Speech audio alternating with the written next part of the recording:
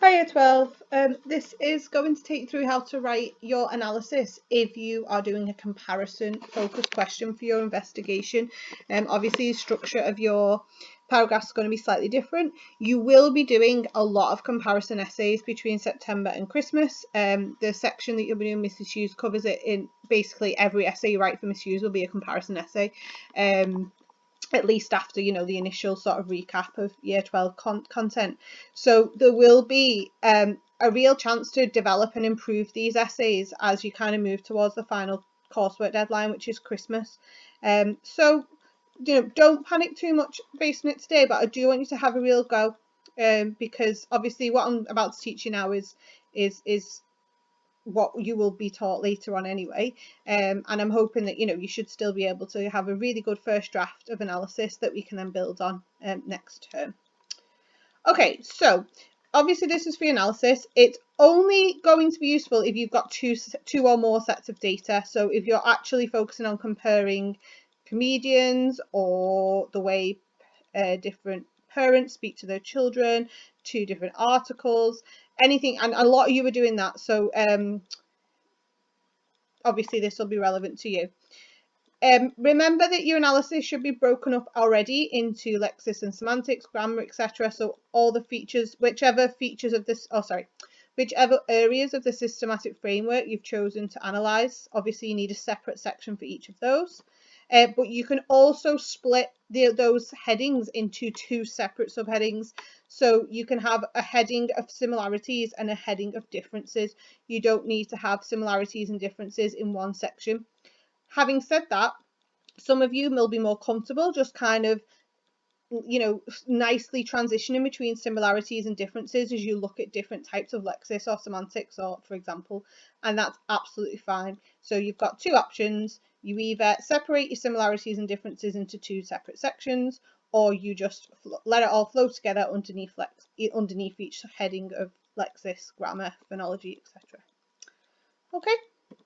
Right, so there are 3 steps to building a comparative line of argument or comparative paragraph for your analysis. So if you want to just jot this down, so step 1 is to start with a comparative line of argument. So whereas in our representations essays we'd usually start, wouldn't we, with a line of argument that just simply says, the writer presents or represents such and such as, or in the text such and such is represented as. Here we need to make it more of a comparison. So in order to do that, you must use connectives. And obviously you need to draw together a similarity or a difference between the two pieces of data. And that will require you obviously doing the comparison first and actually looking at them both. So an example sentence structure would be, whilst blah blah blah data uses bleep, blah blah blah data uses bleep. Okay, so that's just a nice straightforward example. If it was a similarity, you might just say both transcripts show evidence of bleep. Yeah. Okay, so what I'm going to do is, because I realise that seems a bit abstract, I'm kind of going to build a comparison with you. So for example, a first line might look like this. Whilst in transcript 1 the mother uses a wide range of concrete nouns, comma, in transcript 2 the father uses very few. So you've got a comparative line of argument. It's based on lexis, so it's come under your lexis subheading. And you're referring to both transcripts. So that's how you're going to open your paragraph. Okay, for step 2 then is all about quotation and inference. So you're going to develop that, you're going to prove what you've just said basically, and obviously the more evidence you have the better. So same as all the essays you've been doing all year, make sure that you pin it down, that you think about the context the language is used in, that you have inference and quotation in the same sentence. The difference is that you're obviously using evidence from 2 different texts now. Okay, so like I've just said, make sure you embed your quotation inference into one sentence and make it clear which text your quotation is from. If I don't know which piece of data you've got the quotation from, then it's useless. So make sure you're very clear to us and the examiner exactly what part of the which text you've got your evidence from. So example, and I know how bizarrely busy this looks, so again, I've got an actual filled in example for you now. So for example, you might say data 1 includes the terminology quotation suggesting blah blah blah.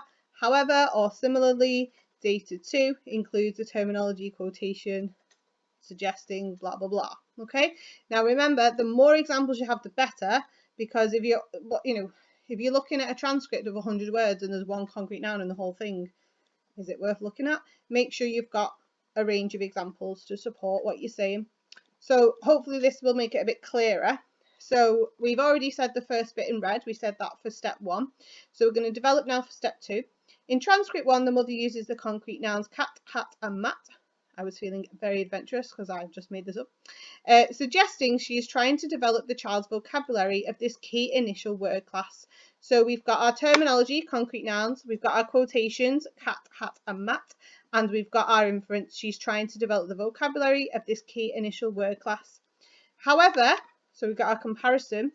In transcript 2, the father instead focuses on actions through verb choices, including the dynamic verb traipsing and the stative verb imagine, suggesting the father is operating outside of the zone of proximal development.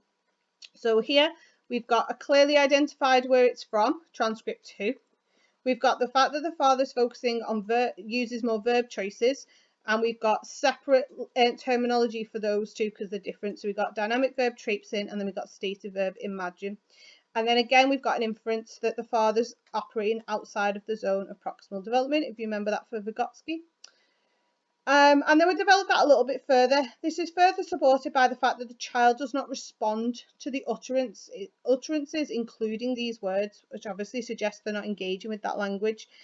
So that's another way to kind of keep your inferences in context, is to have a look at how they're responded to. Okay, so that's step 2, a little bit more involved, but nothing that's unusual. You have been using these skills all year, quotation inference, really concise in one sentence, thinking about context the language is used in. The only difference is that you've got to handle 2 texts now. So the final step, step 3, is you do need to think about linking to theorists, and you do need to explain these similarities and differences based on the context of the situation. So kind of 2 skills in one here. And you could kind of see it as being a step 3 is to link to theories, and then step 4 is to explain the similarities and differences. But I think a lot of the time the 2 things will link together. Okay, because sometimes the theories can be used to justify or explain the choices made in the transcripts or the text, whatever you've picked. All right, so to do this, you're going to use the phrase, if you think that the evidence reflects a specific piece of research or a concept, or an aspect of language theory that you've learned, then you can say these linguistic choices reflect, and then whoever it is or whatever it is that you've learned through your theory. Alternatively, if you think that they go against or subvert the theory, then you can say these linguistic choices subvert, and then whatever the concept is.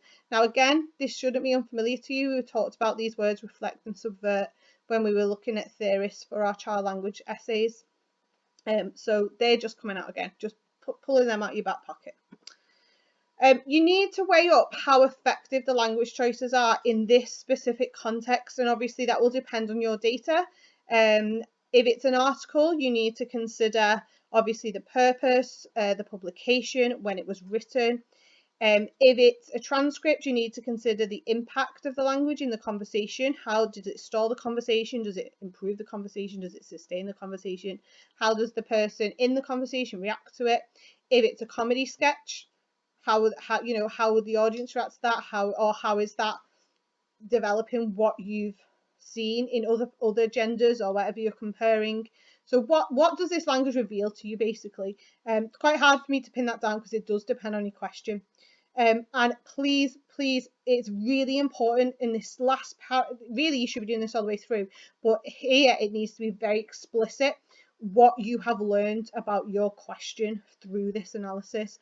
So you need to be very carefully stepping back and thinking, go back to your question you set for your whole investigation. What does this analysis teach you about the answer to that question? What have you learned? What does this show? It's really important that you do that. Okay, so this is potentially the longest part of this argument. And even though I've said this is one comparative paragraph, if you want to spread it over two, obviously you can. It depends how much evidence you have and how long this bit ends up being. So here's an example. The bit in red is what we've already said in our steps 1 and 2. So to finish off the paragraph, we're going to first of all link to theories, and we're going to say the mother's choices here reflect Vygotsky's notion of the parent operating within the zone of proximal development. And I'm not just going to link to Vygotsky, because I also know about Catherine Nelson and how she said about how children learn nouns first.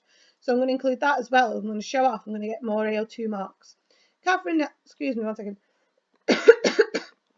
Catherine Nelson found that children first acquire nouns, and the child's repetition of mat, saying it back to the mother, helps to evidence the effectiveness of the mother's language here. So we're thinking about, yes, this mother's language is effective for this context, and we're using the fact that the child responds as evidence for that. And we're also using Catherine Nelson as evidence for that, and Vygotsky. However, so we've got a comparison element. The father subverts Vygotsky's idea, and in effect evidences Nelson's idea that moving beyond nouns before the child has mastered these may be counterproductive. So what I mean by that is the fact that the child doesn't actually respond to this more difficult language does evidence this idea of Nelson that it's nouns that come first and anything else must wait. We could have also linked to the idea of comprehension before articulation, perhaps, but it would depend on the context of the transcript. So to finish off then, I don't feel like I've linked to my question yet, so I'm going to say this evidence suggests there is a very distinctive difference in the word classes used between parents of different genders. So if that was my question, to what extent does the language vary between parents of different genders, or whatever you were looking at? This actually would be very solid evidence that there is a difference, because this father is using language that's far more advanced, of a completely different word class to that of the mother. And actually, not only there's a difference in their use, the impact of that language is different, and there's a very clear not problem, but there's a difference. Remember not to judge. Don't judge the choices that these people are making, but just thinking about it's a significant difference because the child is responding differently, and obviously what we all want is for children to acquire and develop their language. Okay, so that's it for the 3 steps, and that's it really. I can't think of anything else to say at this stage, because like I say, it is just the same structure of what you've been writing all year. You've just got to compare and constantly put in those connectives. Okay. Right, I won't say anything else on the video now, because I'm aware that some people won't watch this because they're not doing a comparison investigation. So I will put everything else on an email. But do take care, guys. I hope you have a lovely summer. And I will see you in September for a little while. Okay, bye.